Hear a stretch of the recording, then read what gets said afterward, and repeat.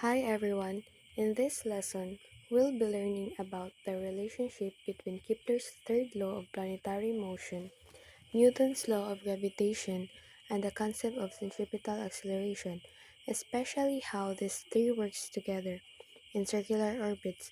These ideas are very important in understanding how planets, moon, and satellites move around larger bodies like the Sun or the Earth. The main goal of this lesson is to understand how these three concepts are connected. We'll explore how Kepler's law helps us describe a planet's orbit, how Newton's law of gravitation explains the gravitational force keeping it in orbit, and how centripetal acceleration describes the motion that keeps an object moving in a circular path. By the end of this video, you will see how all three laws fit together perfectly to describe motion in space. Let's start with Newton's law of gravitation. This law tells us that every object in the universe attracts every other object with a force called gravity. The size of this force depends on two things: the masses of the objects and the distance between them. If the objects are massive, like the Earth and the Moon, the gravitational force is strong. But if they're far apart, the force becomes weaker. The mathematical form of Newton's law of gravitation is F equals G times m1 times m2 over r squared. Here, F is the gravitational force, while G is the universal gravitational constant. M1 and M2 are the two masses, and r is the distance between their centers. This equation shows that gravitational force increases with larger masses and decreases when the distance gets bigger. It's the reason why planets stay in orbit. Gravity pulls them then inward while their motion keeps them moving around the sun. Now, let's connect this to centripetal acceleration. This is the acceleration that keeps an object moving in a circular path. It always points toward the center of the circle. That's why it's called centripetal, which means center seeking. The formula is A equals v squared over r, where v is the speed of the object and r is the radius of the circular path. We can also find v using v equals square root of gm over r, which shows that the speed depends on the gravitational pull of the central body. Without this acceleration, objects would just move straight instead of orbiting. Let's talk about orbital period, or the time it takes for an object to make one full orbit. The formula is g equals 2 pi squared of r cubed over gm. For example, if a satellite orbits Earth at a distance of 7,000 kilometers from the center of the Earth, and the mass of the Earth is 5.27 times 10 raised to the power of 24 kilograms, we can use this formula to calculate how long one full orbit takes.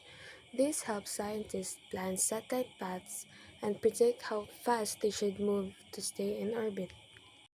Now, imagine a newly discovered exoplanet orbiting a distant star. If the star's mass is 2 times 10 raised to the power of 30 kilograms and the planet's distance is known, scientists can calculate the orbital period using the same formula. T equals 2 pi square root of r cubed over gm. Knowing how long the planet takes to orbit its star helps astronomers understand its temperature, seasons, and whether it could possibly support life. Let's move on to Kepler's third law of planetary motion, also called the law of periods. It states that the square of a planet's orbital period is proportional to the cube of its average distance from the Sun. In simple terms, the farther a planet is from the Sun, the longer it takes to complete one orbit. That's why outer planets like Jupiter, Saturn, and Neptune take many Earth years to revolve around the Sun. In symbols, Kepler's third law is written as T1 over T2 squared equals G1 over G2 cubed. Here, T1 and T2 are the orbital periods of two planets, while D1 and D2 are their average distances from the Sun.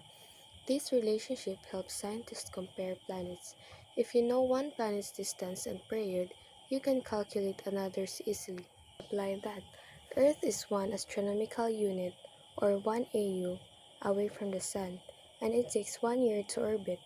Jupiter, on the other hand, is 5.2 AU away. By using Kepler's third law, we find that Jupiter's orbital period is about 11.9 Earth years. This shows how distance and time are connected. The farther the planet, the slower it moves in its orbits. So now, let's connect everything together. Newton's law of gravitation explains why there's a force that pulls planets and satellites towards the center. Centripetal acceleration describes how the force keeps them moving in a circular path. And Kepler's third law shows the mathematical relationship between their distance and orbital period. Together, these three laws describe the beautiful and balanced motion of objects in space, from satellites orbiting Earth to planets revolving around the Sun. That's it for today's topic.